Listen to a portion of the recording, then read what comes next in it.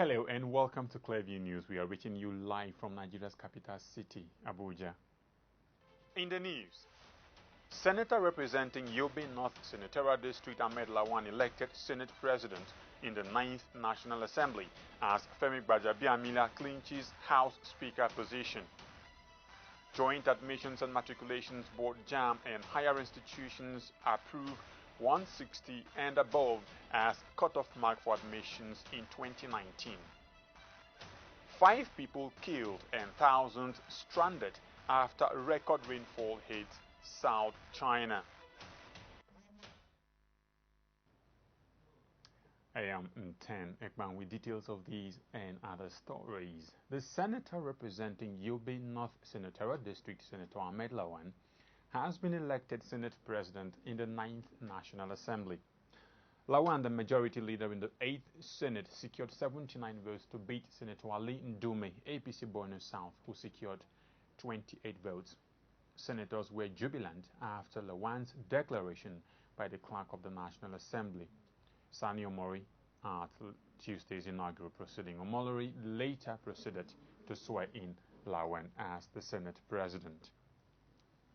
Meanwhile, Senator Oviomo Agege, representing Delta Central Senatorial District, has been elected as the Deputy Senate President of the 9th Senate. Omo Agege defeated the former Deputy Senate President in the 8th Senate, Senator Ike Ekweremadu, to emerge as the Deputy Senate President. Senator Ike Ekweremadu was nominated by Senator-elect Chukwuka Utazi, while Senator-elect Rozoko for Cross River North seconded the motion for Ekweremadu's nomination. Senator-elect for Katsina North Ahmed Baba Keita had nominated Omo Agege, while Senator-elect Niger North Abdullahi Aliyu Sabi seconded it. Deputy Senate President Omo Agege won with 68 out of 107 votes to defeat Senator Ike Ekweremadu of the PDP, who polled 39 votes. A former Deputy Senate President Ike Ekweremadu says he is not discouraged by his loss to Senator Oviomo Agege, who defeated him in the Deputy Senate election. Ekweremadu, who was Deputy Senate President from 2007 to 2011, 2011 to 2015, and 2015 to 2019, said now that he is no longer in power, he will have time to focus on other things. He said he ran for the office of the Deputy Senate President to make a statement. Speaking with journalists after his losing of the contest, the PDP party stalwart said he only made the decision to contest a few hours before the inauguration of the Senate. Omo Agege polled 68 votes to defeat Ekweremadu, who polled 37 votes. Ekweremadu lamented that Omo Agege, who was accused of snatching the Senate's mace in 2008, could be rewarded with such a position. He said he thought the All Progressives Congress would produce a consensus candidate that we all can be proud of. Borno South Senator-elect Ali Ndume, meanwhile, shunned the election for the Deputy Senate Presidency after his defeat to Ahmed Lawan. A former Deputy Senate President Ike Ekweremadu of the People's Democratic Party and Oviomo Agege of the All Progressives Congress were the two contenders for the Deputy Senate President seat. The clerk of the National Assembly, Alhaji Mohammed Sani Omolori, who called each lawmaker out to vote in alphabetical order of the states and constituencies they represent, called Kashim Shettima of Borno Central to cast his vote. After Shettima had voted, Ndume's name was called repeatedly, but he refused to come out to vote. Ndume lost by a landslide to Ahmed Lawan, the new Senate President. Meanwhile, Senator Ali Ndume on Tuesday pledged to work with the newly elected Senate President Ahmed Lawan and his Deputy Senator Oviomo Agege. Speaking immediately after the election, which he lost to Lawan, the Borno South Senator said he will work with Lawan in the interest of the country. He described Lawan as a well-experienced lawmaker who is 4 years ahead of him. He explained that he is happy with what went into the election, as well as the position of the Senate President, which he contested in line with democratic norms. Ndume expressed optimism that the All Progressives Congress, the APC, will not see his action as a rebellion but as an act to deepen democracy in the country. He asserted that his action made the election of the Senate President credible. Ndume was the main challenger to Lawan in the election that Senator Ahmed won with 79 votes. For Ndume, the election time is over, he said, and this is the time to settle down to face legislative functions. And as Senator Ahmed Lawan emerged as the Senate President, a Plateau PDP chieftain, Chief Alexander Nwosu, has challenged the Ninth Assembly to hit the ground running by making laws that will caution the sufferings of Nigerians. Nwosu made the call on Tuesday at Panshin.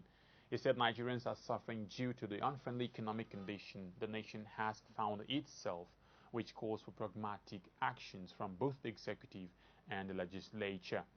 Moles, a former chief of staff to jailed former Plateau Governor Senator Joshua Darie, said lawmakers should endeavor to make laws that will positively transform the lives of citizens and nothing less. He noted that the 8th Assembly did a lot by passing so many bills, yet they fell short of reducing the plight of the masses. According to him, any leadership that has vision and very focused will definitely find the right key that will unlock the pathway to growth and development. The special advisor to former Senate President Bukola Saraki on new media, Bamikole Omishore, has congratulated the newly sworn-in President of the Senate, Ahmed Lawan, while calling on President Muhammadu Buhari to end the blame game and get to work. Omishore, minutes after Lawan's swearing-in, posted on Twitter wishing Senator Ahmed Lawan the very best as the President of the Senate of the Ninth Assembly. He expressed the hope that with the President now having his candidate as the Chairman of the National Assembly, it will bring an end to excuses and blame game, and Nigerians can get dividends of democracy. Saraki's Senate presidency was embroiled in controversy beginning with his emergence in June 2015 against the wishes of his then party, the All Progressives Congress, the APC, and Buhari. The former Senate President defected to the People's Democratic Party on July 31, 2018. The people of Yobe, the home state of the new President of the Senate, Ahmed Lawan, have expressed excitement over his emergence as the head of the Red Chamber, saying it is a reflection of national interest. The people reacted in separate interviews on Tuesday as the leadership of the 9th National Assembly was inaugurated in Abuja. Senator-elect Ahmed Lawan, APC Yobe, won the Senate presidential election held at the Senate chamber on Tuesday. Clerk of the National Assembly, Mohammed Sani Omolori, made the announcement in Abuja. Lawan and Senator-elect Aline Dume, APC Borno, contested for the highest position, while Lawan polled 79 votes and Dume got only 28. Sani Omolori declared that having scored the highest votes, Lawan had been duly elected as Nigeria's Senate President of the 9th National Assembly. Alhaji Mohammed Gajiyo de Zana Dajumi of Bade described the election of Lawan as a new dawn for patriotism and national development. He said Nigeria now has a committed Senate President with a passion to serve the country and improve people's life. The community leader appealed to the legislators to support and cooperate with the new leadership to achieve the set goals of improving the lives of Nigerians. Alhaji Ibrahim Usman, a member of the APC in Yobe State, said the new leadership will provide the support to move Nigeria forward. He added that Senator Ahmed Lawan has the required leadership skills for a friendly and productive Senate. Alhaji Maman Suleiman, the Majidadin Bade, another community leader, described the election of Senator Lawan as well-timed and one to support the policy and programs of President Muhammadu Buhari-led administration. Suleiman assured that the competence and commitment of the new Senate President will translate into improving the lives of Nigerians.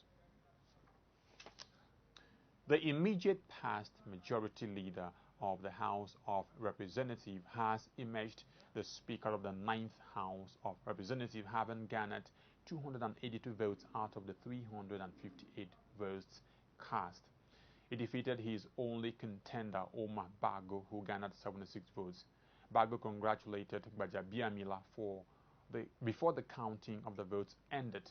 Gbajabiamila, who is the longest-serving lawmaker in the House, represents Surulere constituency of Lagos State. The lawmaker, who was endorsed by the All Progressives Congress, has been minority leader and also majority leader. Meanwhile, Ahmad Idris Wase was returned as Deputy Speaker of the House of Representatives as he was unopposed. We'll take a short break from the leadership of the NAS election, and when we come back, we'll bring you other stories. Please stay with us.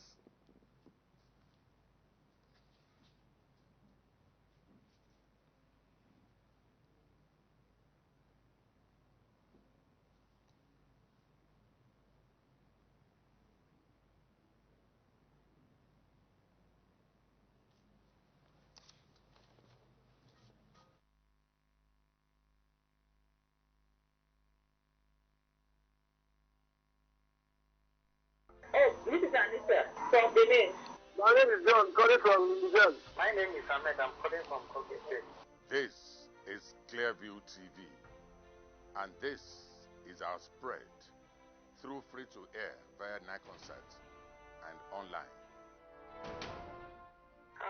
Yes, this is Diffus calling you from Adamawa State. Adamawa Ahmad Ibrahim. Mala Ahmad Ibrahim de Gochaja Chenen. Yudi. I'm calling from Clearview. My name is Chukwu Emeka. I'm calling from Niger State.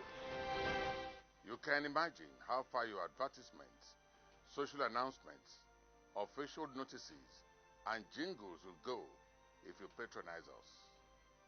It's time to take your messages far at the cheapest rate.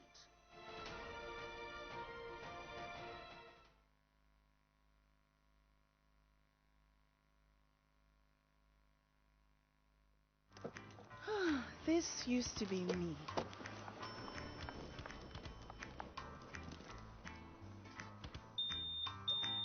But that was before I got the perfect bag. It's handy and easy to use. All I need in one compact space, just like my MTN Extra Value plan. I used to get one plan for my calls and then try to remember which data plan worked for me. Roaming was a totally different ballgame. Not anymore. I've got the MTN Extra Value all-in-one plan. If you're a data buff like me, you get extra data with some talk time. And if you like to make calls, you get extra talk time with some data. And when I'm abroad, I automatically browse, chat, and call right on the same plan. MTN Extra Value was made just for me. More of data or calls, whichever one you prefer. MTN Extra Value is made just for you.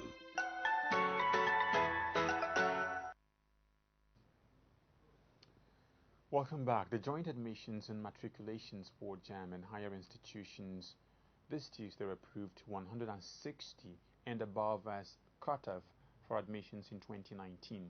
The decision was reached at the 19th policy meeting on admissions to tertiary institutions in Nigeria.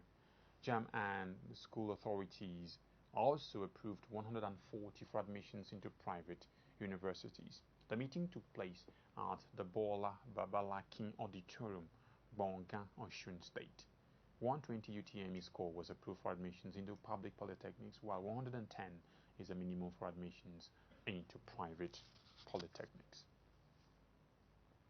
And as Nigerians join the rest of the world to celebrate the World Accreditation Day, Nigerian National Accreditation Service, NANES, in collaboration with Standard Organizations of Nigeria, SON, has enjoined all relevant stakeholders to use accreditation as a tool to protect citizens and their investments by delivering quality and efficient products and services. Director of NANES, Celestine Okanya, this Tuesday in Abuja, says the organization is working towards pushing Nigeria to a top-producing country of quality goods and services that consumers can trust. Clearview TV's Ife Oluwaishola was there and now completes this story. Different stakeholders from relevant parastatals are gathered to discuss how the country can improve its delivery of products in a timely, cost-efficient and quality manner. The director of NINAS, Celestine Okoya, while addressing the media, says the discussion is expected to yield a positive outcome that will ensure that the country becomes a reliable producer of quality goods and services. Message we are trying to share, which I think everyone will take home, is to understand that from the manufacturers down to the customers or clients that use, me and you who use things at home, the process by which all those things got to us, accreditation played role. And if they play role in everything we do, whether it is your health, whether it is the product you use, this phone I'm using, even the hair that you put in on your head, everything that you use in life, if we can recognize that accreditation is important to ensure that we trust it, have confidence in them, then Nigeria should embrace it and apply it in our procurement. The keynote speaker, Theophilus Farina, identified the challenges faced by the supply chain and recommended that policies and adequate steps be taken to add value to the country's supply chain management. There are certain major areas that need to be considered in supply chain management. And for products, there are three major things: product flow, information flow, and the flow of finance. Because the products have to flow from the manufacturer through the information that passes across. And then they have to be financial backing by paying for that services. And so in all of this, there is a logistic cycle that is in place, ensuring that the personnel competencies is not compromised. In an interview, the President Nigerian Quality Infrastructure Forum, Abdulrasheed Yerima, says the vision of the forum is to see that the private sector is not left behind in working towards delivery of quality services. Most of the manufacturers and entrepreneurs are even not aware of quality issues in their activities, in their business. So that is the issue of awareness. You need to address that. And that of capacity is that they don't have the knowledge and the skill needed for them to be able to address such issues in their business activities. So that's why we come in as under the organized private sector umbrella to take them through so that this and other issues relating to quality can be assured and then can be taken care of, can be addressed so that we can give very good quality in terms of product and services. We'll improve our accreditation facilities so that we'll be able to catch up with all the industries as well, and ensure that we do things according to the according to necessary conformities, and ensure that the services, goods and services that we render in this country are of high quality.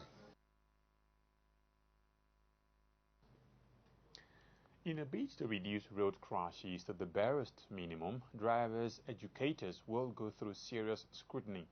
Federal Safety Corps FRSC Commissioner Boboyi Oyeyemi made this position known at the June 2019 edition of the Lunchtime Reform Seminar on Key Governance and Service Delivery Issues faced by the FRSC in the process of issuing driver's license and its role in reducing road accidents in Abuja. Clearview Television's correspondent Magdalene Michael reports that the Corps Marshal, who was represented by the Deputy Corps Marshal, insists that the Corps is not resting on its oars to ensure that existing loopholes are uncovered. Road accidents, which constitutes a menace in Nigeria in modern times, have become a recurring phenomenon. Studies have shown that deaths from reckless driving are the third leading causes of death in Nigeria. This, among other issues according to the FRSC, are caused by human factor, hence the responsibility of ensuring safer roads rests on all Nigerians. The FRSC efforts are yielding desired results, while future plans have also been commenced so as to ensure that the Corps stay ahead of possible breaches. The task of ensuring safety on our roads is actually a shared responsibility. Achieving crash-free road traffic transport system cannot be left in the hands of these FRSC men you are seeing here and the law enforcement agencies alone, but it is for all us. MDAs and non-governmental organizations are invited to contribute their quotas towards this important task. On the issue of driver's licensing, the Deputy Corps Marshal Kenneth Nwegbe noted that the process and procedure have to be followed. The overall FRA strategic approach is to ensure sustainability of policy direction, implementation and accountability, ultimate to achieving a nation of standard where road traffic crashes result in no deaths. Bureau of Public Service Reform's Acting Director General Dasuki Arabi said road crashes have been identified both globally and domestically as a socio-economic challenge. there is growing recognition that despite significant increase in resources, public service delivery is still failing in many developing countries, Nigeria not an exception. Political and governance factors may offer at least part of the explanations for these problems. A stronger evidence-based approach is needed to establish these factors with greater access across the country to analyze data identified around these common constraints. The consequences of road crashes on the society are enormous as they increase the burden on the social security and welfare system of a country, with an ever-increasing loss in skills and rising costs to the economy. In Abuja, Magdalene Michael, reporting for Clearview Television. A wake-up call has been made to Nigerian women in all spheres of life to contribute their quota to the realization of sustainable development in the country. This came up in Abuja, the nation's capital, as 22 women were inducted into the Hall of Fame by the Ministry of Women Affairs through the National Center for Women Development. Clearview TV's Busola Or was at the event and filed on this report. The high representation of women at the hall could be referred to as a support to women's success. Tributes and appreciation were rendered to forerunners who sacrificed so much to pave opportunities for women of today. Those inducted include Senator Oluremi Tinubu, late June 12 heroine Alhaja Kudirat Abiola, Alhaja Abibat Mogaji, late Dr. Ada Devo for her extraordinary act in saving Nigerian from the deadly Ebola outbreak. Wife of the Nigerian President, Aishat Buhari, who was represented at the event, said women should continue in their various areas of specialization towards contributing to national building. She charged the new inductees to see themselves as role models, particularly for the younger women. The First Lady appreciated the National Women's Center for working in line with its mandate.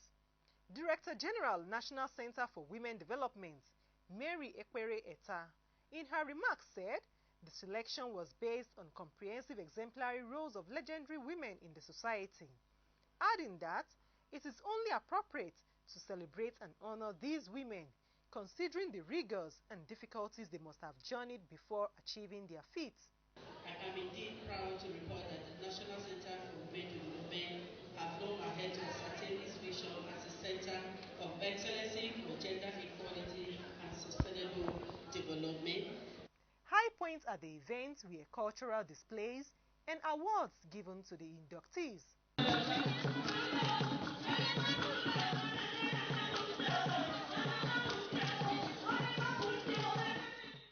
The last induction was in 2007.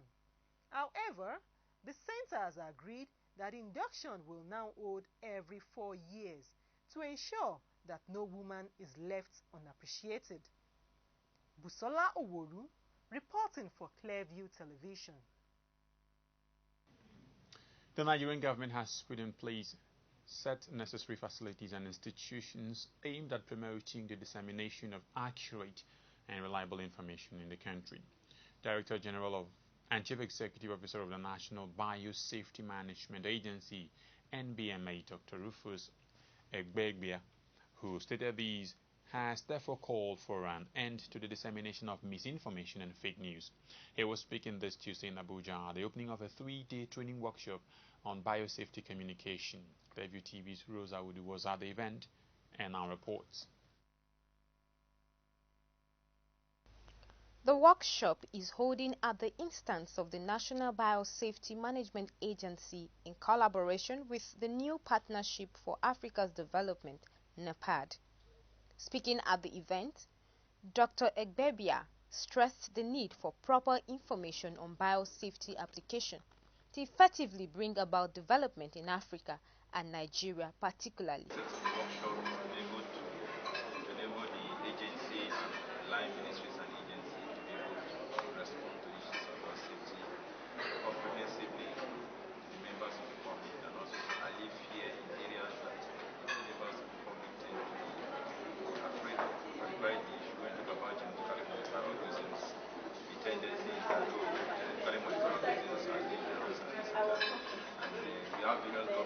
ensure that the medical travel procedures are not harmful to the environment. And also we have the National Facility Management Agency that has the responsibility to make sure that the parties of control technology, the handling and use of genetically modified organisms are safe before they are made available to members of the public. So communication is very important, and we also talk about biosafety and the issue of risk assessment, risk management, and risk communication.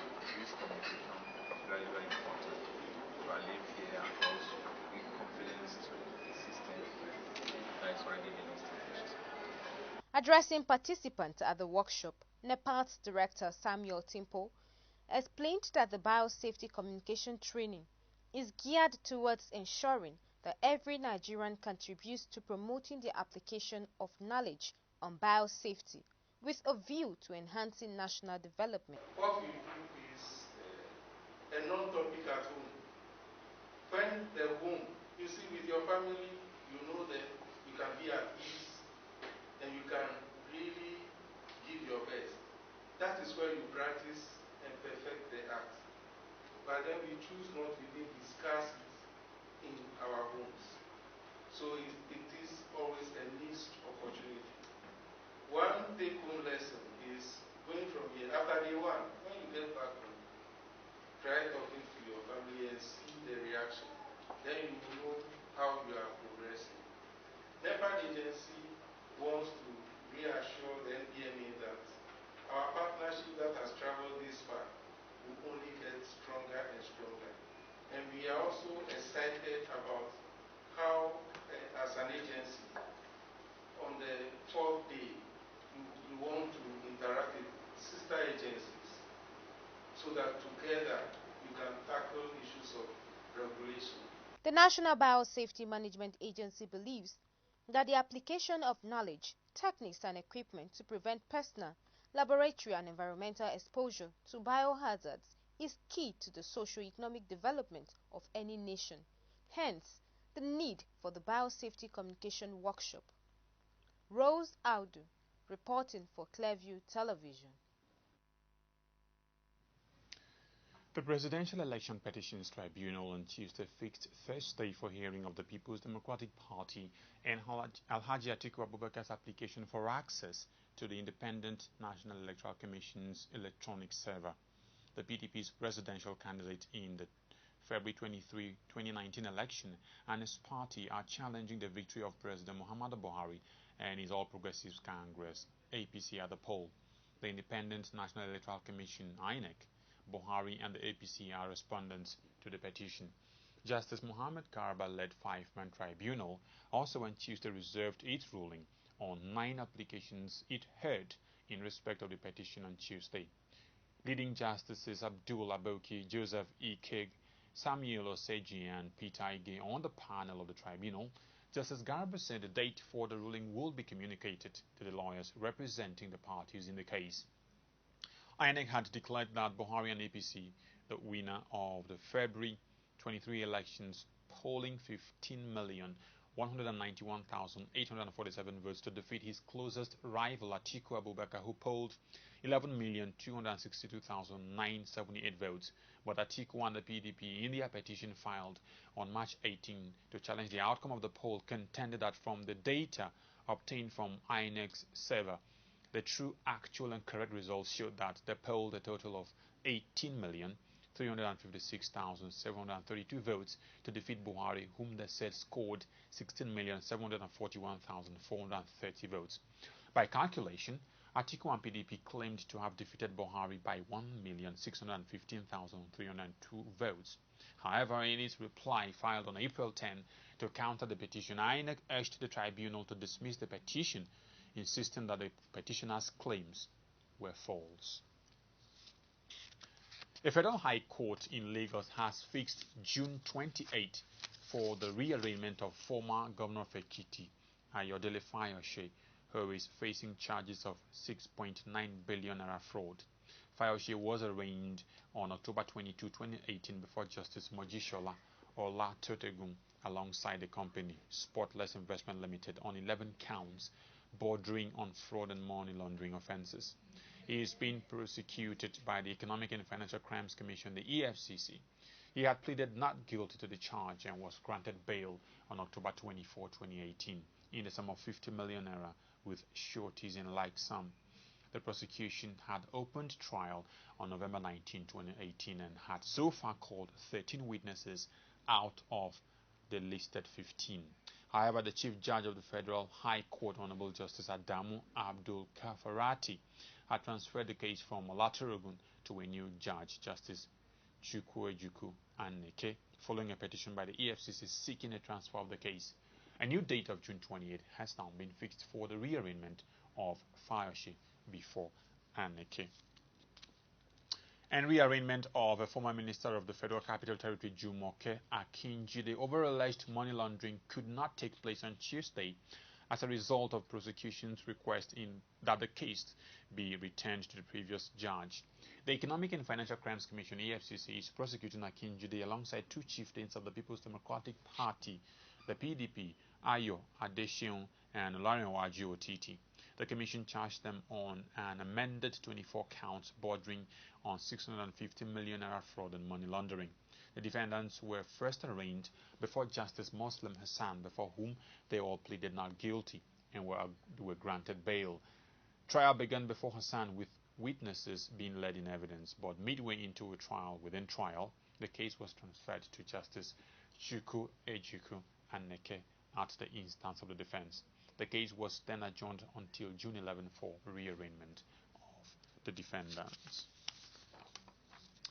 And the absence of Court of Appeal judges in Sokoto State on Tuesday stalled hearing of an appeal suit filed by Mr. Sadiq Sule Iko challenging the nomination of Senator Bala Naala as the All Progressives candidate for Kebbi South Senatorial District. Sule Iko approached the Appeal Court Sokoto Division challenging the decision of the Federal High Court in Birnin Kebbi that struck out his suit, in which he challenged the validity of Naala's nomination during the APC primaries conducted in October 2018. No reason was given for the absence of the judges, and lawyers from the appellants and defendants' sides were in court on Tuesday. The new date will be communicated to the parties. The lower court struck out the case on the grounds that the suit was not filed within the 14 days duration as required by the Constitution. And the National Drug Law Enforcement Agency, NDLEA, on Tuesday took two Hilux truck and a Toyota Hiace bus loaded with 201 sacks of cannabis sativa as exhibits to the Federal High Court, Abuja. The 201 sacks of cannabis were brought before Justice Evelyn Maya by the NDLEA as exhibits in the court charge filed against one Michael Monday and Abdullahi Iliasu. Monday 33 and Iliasu 25, both male, with no skill or handwork, are being prosecuted by the NDLEA for aiding in the transportation of cannabis sativa, an illicit drug weighing 2,058.7 kg. The culprit, whom both defendants aided in transporting the 201 sacks of cannabis sativa, one Ugo, was still at large. Out of the 201 sacks of cannabis carefully concealed in a white sack and packaged inside black nylon, 3 sacks were tendered inside the courtroom and the rest inside the vehicles. Justice Maya personally went outside together with the court registry, prosecutors and defense counsels for inspection and confirmation of the remaining number of sacks of cannabis in the vehicles. The judge admitted the 201 sacks, certificate of test analysis, parking of substance form, request for scientific aid form and other relevant exhibits tendered by the prosecution into evidence. The defense counsel Sharon Sarkwen made no objection to the entire exhibits tendered before or by the prosecution. The prosecution witness Shehu Mohammed, the NDLEA exhibit officer, told the court the two defendants were arrested by operatives of the NDLEA on December 2, 2018. The Special Presidential Investigation Panel SPIP for Recovery of Public Property has transferred to the Director of Public Prosecutions of the Federation DPPF the case of alleged failure to declare assets brought against Senator Peter Nwoboshi, Delta North, by the panel.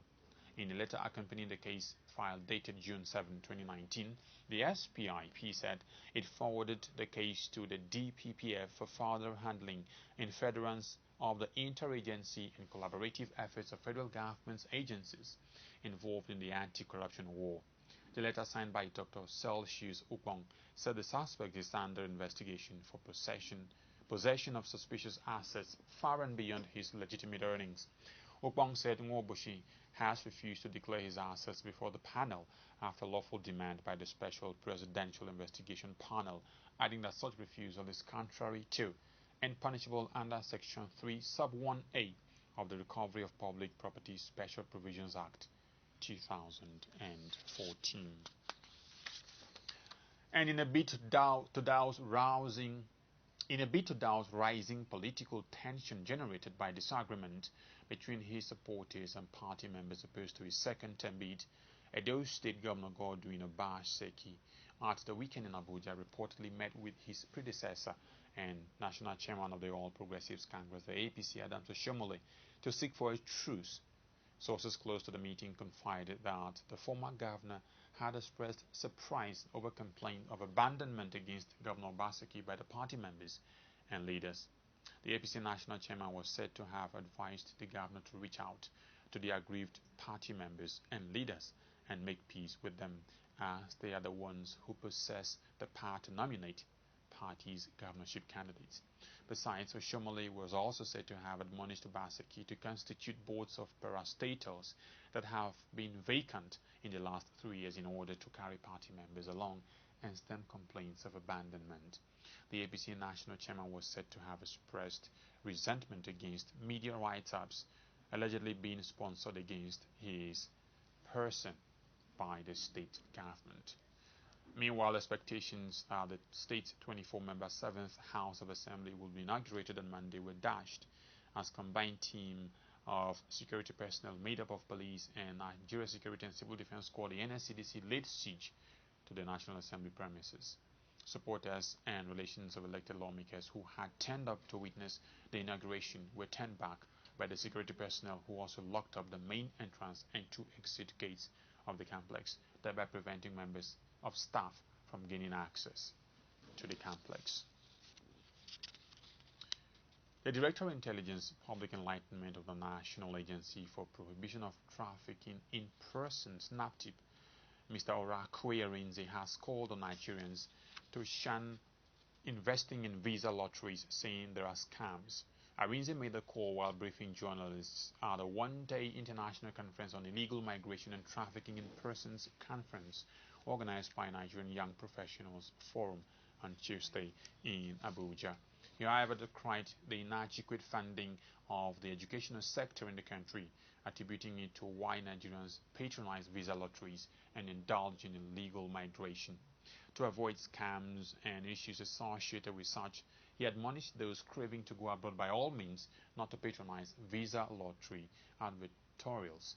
The event, themed Strengthening Multi-Stakeholder Partnership and Creating Cooperation in Curbing Illegal Migration and Human Trafficking, was attended by officials from diverse professional backgrounds. And you're still watching the news coming to you from Clearview TV. We'll take a short break, and when we come back, foreign news. Stay with us. The Nigerian police force, through the dogged efforts of the Inspector General of Police, IG Mohammed A. Adamu, in a bid to combat the high rate of criminality and criminal elements, kidnappers, domestic offenders, violence, cultism, rape, robbery, amongst so many others, has launched the Police VGS mobile app. The Police VGS mobile app is a web-based dispatch system for quick emergency reporting of incidents by citizens, for the prompt response by the Nigerian police and other emergency and security agencies. Within 5 seconds of reporting, the appropriate government security or emergency agencies will be alerted and help will be deployed immediately. If you find yourself in a situation where your life or the life of another is threatened, such as kidnap, rape, robbery, road accidents, fire incidents, medical emergencies, natural disasters, or any attempt on your life or the life of a fellow Nigerian. All you need to do is to silently swipe the Police VGS app on your mobile phone. Policemen will be alerted immediately and help will be sent your way promptly. This is particularly handy in case of kidnap on the highway, roadside, one chance, or case of robbery or any communal unrest whatsoever. All a victim needs to do is just to swipe the app on a phone, either as a victim or an observer. Policemen will be alerted immediately and help will be deployed for appropriate intervention. Apart from reporting emergencies, the app also has a unique features such as Escort Me. Once this app is activated, the police force and other security agencies will receive the coordinates of the dispatcher of the distress. Either on the highway or within the city, a user can also report incidents, the eyewitness feature on the app.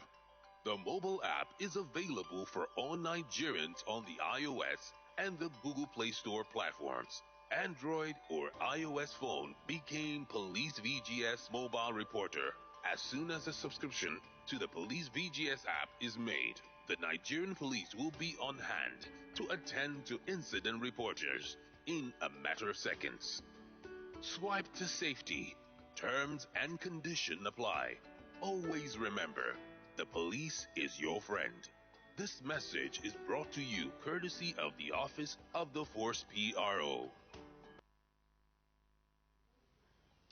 Welcome back on the foreign scene. 4 more bodies have been recovered after salvage crews raised the wreck of a tourist boat that sank on the Danube in Budapest last month. A floating crane raised the Mermaid to the surface, allowing divers to enter. The boat was carrying South Korean tourists when it was hit by a cruise ship and capsized, killing 20 people and leaving 8 missing. 19 South Korean tourists and a Hungarian crewman are so far confirmed to have died. Recovery efforts by the Hungarian and South Korean teams have been hampered by high water levels in the Danube. Footage from the scene on Tuesday morning showed the cabin and upper deck of the boat emerge from the water and divers carrying out a search for victims still trapped inside. The 4 bodies recovered have not been formally identified, but they are believed to be those of the boat's Hungarian captain and 3 South Koreans, including a 6-year-old girl, the only child to die in the accident. The rest of the 70-year-old boat was then slowly brought to the surface with pumps removing water from the hull to stabilize it. The Viking Sea cruise ship struck the Mermaid on May 29 as both vessels passed under the Margaret Bridge. The disaster was the worst on the Danube, Europe's second longest river, in more than 50 years. Oxfam has been severely criticized by the Charity Commission for the way it dealt with claims of serious sexual misconduct by its staff of Haiti. 4 employees were fired after allegations emerged that prostitutes were used by staff sent to help victims of the earthquake there in 2010. The Commission said the charity failed to spot signs of poor behavior and did not report child abuse claims. Oxfam apologized, saying what happened in Haiti was shameful. Claims first emerged last year that Oxfam employees, including former country director Roland Van Houwemarian, used young prostitutes while based in Haiti after the earthquake. A report claimed that Oxfam was aware of concerns about the conduct of Van Houwemarian and another man when they worked in Chad before they were given senior roles in Haiti. The Charity Commission said some of the organization's failings amounted to mismanagement, prompting a regulator to issue Oxfam GB with an official warning. The Charity Commission's chief executive, Helen Stevenson, said what went wrong in Haiti did not happen in isolation, claiming that over a period of years, Oxfam's international culture tolerated poor behavior and at times lost sight of the values it stands for. An internal Oxfam investigation in 2011 led to 4 people being sacked and 3 others resigning, including Van. But a public report published after the investigation failed to mention sexual exploitation. After the claims emerged, Haiti banned Oxfam GB from operating inside its borders, and thousands of people stopped making regular donations to the charity. At least 5 people have been killed and thousands more have been left stranded after a record rainfall hit southern China. Officials say hundreds of homes and thousands of hectares of crops have been destroyed by the downpours, which are expected to continue for several days. More than 2 million people have been affected and roads and bridges have been badly damaged. Reports say in Guizhou province, an entire town was submerged under 2 meters of water. This comes as China's Meteorological Association said rainfall in the southern provinces of Jiangxi and Hunan had hit records highs for June. Self-exiled founder of one of Pakistan's biggest political parties, MQM, Altaf Hussain, has been arrested in the United Kingdom. A maverick politician who has encouraged the personality cult to build up around him. Hussain, 65, requested asylum in the 1990s and later gained UK citizenship.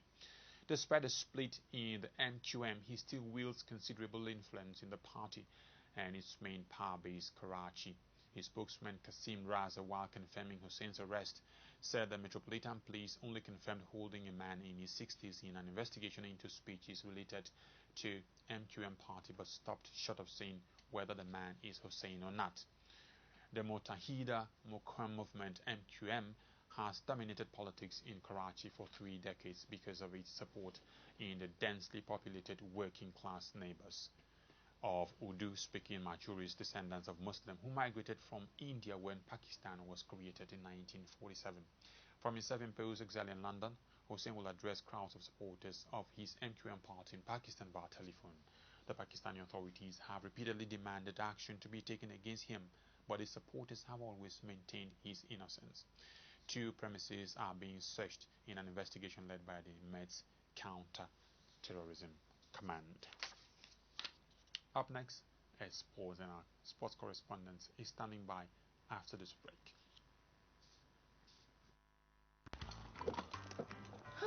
This used to be me.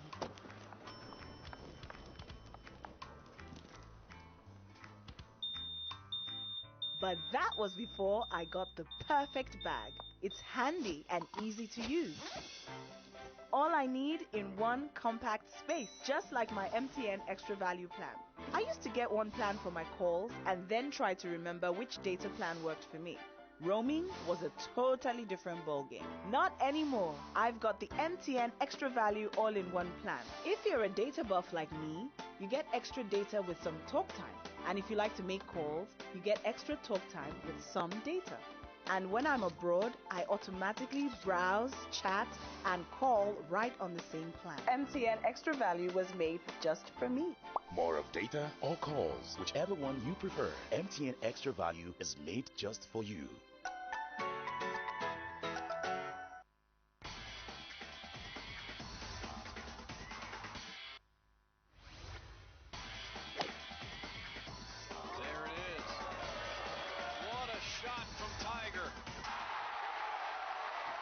Jamaican juggernaut scores his first goal for a professional side. And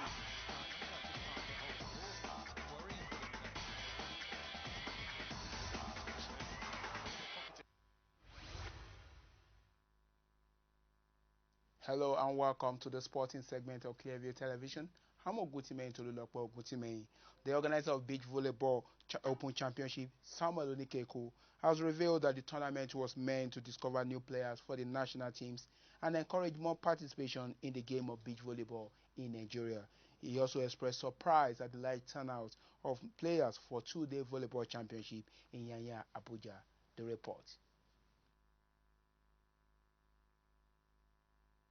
Warriors of Abuja and Kada Spikers have won both male and female events of the Maiden Beach Volleyball Open Challenge held at the Musa Nimro Beach Volleyball Development Center in Abuja. Warriors beat Niger Boys 10-3, 13-5, and 16-14 to win the male event. Speaking at the end of the tournament, captain of both Warriors and Niger Boys said they were quite impressed with the standard of play. It did. I was surprised to hear we have about 24 teams for the male. It was a big surprise. This beach volleyball is coming to limelight. Before now, people don't really get interest in beach volleyball, but now you can see everybody's really interested in beach volleyball. It's unfortunate that games like that but sometimes you win, sometimes you lose, and I can't really.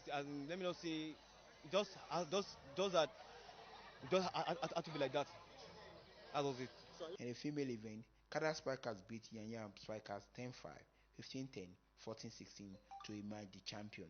The ladies' captain expressed their happiness for having the opportunity to be part of the event and wants more of it. The standard is okay. They tried in bringing the youth together and we knowing ourselves better. This is my first time meeting her, but we performed well. And I believe more competition coming, we will still perform well. I feel very good because this is my first time participating in beach. I've never played beach before. In fact, both of us, it's our first time playing beach. So we are really, really happy. We are proud of it. Some of the major dignitaries who graced the occasion were quite happy with the effort made by the organizer to put together such an event that has attracted players from different parts of Nigeria. As far as I'm concerned, I whispered to someone that I witnessed an international beach volleyball tournament because in the male finals, the two teams were drawn from the national team and they just came back from Cote d'Ivoire for the indoor games. So having the opportunity to see them play here, I think we witnessed an international event in a locality that people least expected. And another issue that came up here was that if humble contribution, simple contributions will come from very, very medium-range officers like this, I think the Nigerian elite has been put to tax. Today's game is so interesting because you can see the explosive move, the application of common sense, reaction time from the players, and I hope they will continue to train so that at least Nigeria will make impact in volleyball, particularly beach volleyball. What it means to my community, it has really promoted my community to a level that is just like a Nazareth that was not even recognized. But I want to really appreciate the organizer of this competition, that he has made my community proud, and coming to the grassroots to promote beach volleyball is a thing of joy. The organizer, Samuel Onikeku, expressed surprise over the turnout of players and reiterated that the foundation will continue to host the championship from time to time. No, we were not expecting because mainly the competition was supposed to be for people based in Abuja.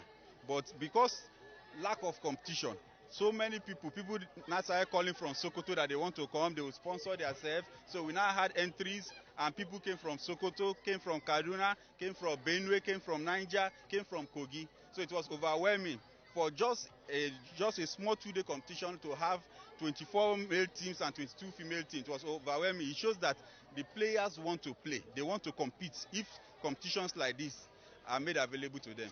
The tournament has seen 24 male and 22 female teams participating in the maiden event with players from different parts of Nigeria. Tululokwe Oguntimehin, Clearview Television, Abuja.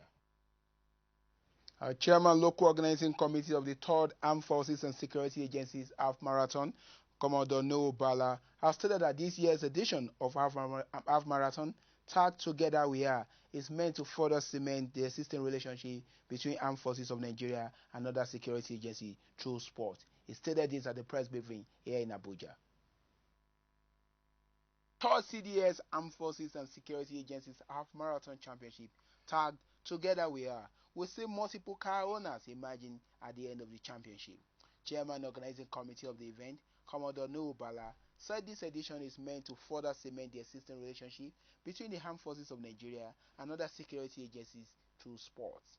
He further said this year's edition will make provision for the veterans who has been excluded in the last 2 editions. Prizes has been agreed to be the first overall will have star prize of the Toyota Yaris 2018 model. The first overall. Then the first overall team will have the IBM G5 SUV donated by Innocent Vehicle Manufacturing. Of course, I told you that the veterans are also participating. The veteran officers are participating, those that are 50 years and above of the armed armed forces and security agencies to participate. The idea is to bring our veterans up to date physically, such that they will be mentally useful and contribute positively to the cause of the defense of the nation. He also highlighted the distance to be covered by the athletes. The half marathon is expected to cover a distance of about 21.5 kilometers. This year's edition also includes the participation of veteran officers. They are expected to cover a distance of 10 kilometers. The starting point for the regular marathoners is the Public Servant Institute at Dede along Kubwa Expressway, while that of the veterans is at Kipa Garage along the same expressway. The first edition of the championship took place in 2017, while the second edition was in 2018. The third edition is scheduled to take place on 15 June at the sports complex of Agui Rosi Cantonment, Abuja. Tolulokpe Ogutimeyin reporting for Clearview Television. The Super Falcons will throw all their fireworks into the furnace when they file out against the counterpart from Korea Republic on Wednesday in the second match of the 8th FIFA Women's World Cup Finals in France. Head coach Thomas Zenebi and team medics on Tuesday ruled veteran defender Faith Michael out of the tournament. The PTIF of Sweden defender was injured in a clash with goalkeeper Tochukwu Olei during Saturday's 0-3 loss to Norway and will take no further part in the championship, no matter how far the African champions get. The team again trained at the Stade Eugene Tenard on the Avenue du General de Charles de Gaulle on Tuesday, and apart from Michael, the remaining 22 players are raring to go against the Far East Asians. In Michael's absence, Petty Chidima Okeke, a former junior international who featured for Nigeria at the FIFA Under-20 Women's World Cup, also stayed in France last year summer, will start at right back. She was impressive against the Norwegians when she replaced Michael in the 53rd minute on Saturday. The central defensive pairing of veteran Onomebi and Nelson Ashi Helhale will be maintained as left back Ngozi Ebere in the midfield. Dinabe will decide whether to once more go with a trio of Ngozi Okobi, Rita Chukwelu, and Alimatu Ayinde, or rest the latter for Portugal-based Chinaza Uchendu. Desira Parnoze, Asisa Tashola, and Francisca Odega will be saddled with the assignment of getting the goals that will keep Falcons' hope of remaining in France beyond 17th June. While Nigeria and Korea DPR have scored up to each other on 2 occasions at the FIFA World Cup, it is the first meeting for the Super Falcons and the Koreans of the South. And that's it from the sporting segment of Clearview Television. I'm Ogutimeyin Tolulapo Ogutimeyin.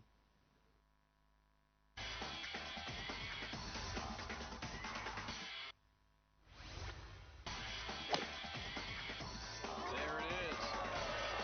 What a shot from Tiger. And the Jamaican juggernaut scores his first goal for a professional side. And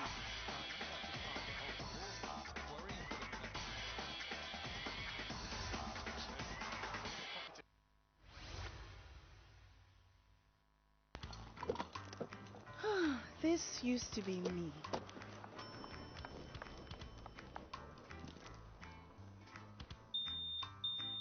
But that was before I got the perfect bag. It's handy and easy to use. All I need in one compact space, just like my MTN Extra Value plan. I used to get one plan for my calls and then try to remember which data plan worked for me.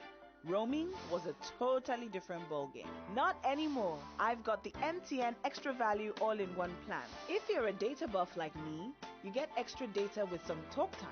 And if you like to make calls, you get extra talk time with some data. And when I'm abroad, I automatically browse, chat, and call right on the same plan. MTN Extra Value was made just for me. More of data or calls, whichever one you prefer. MTN Extra Value is made just for you. And before we call it a wrap, let's look at the stories that made headlines.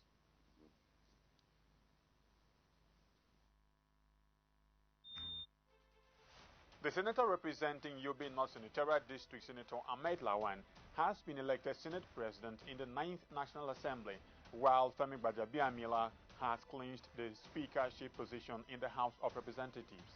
Joint Admissions and Matriculations Board JAM and higher institutions on Tuesday approved 160 and above as cutoff for admissions in 2019.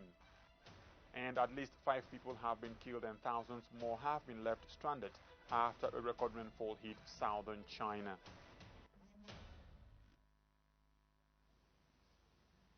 That's the news. Remember that you can subscribe to our YouTube channel, The Clearview Online. Like us on Facebook, via Clearview Online. Follow us on Twitter at Clearview Online. Instagram at Clearview TV_NG.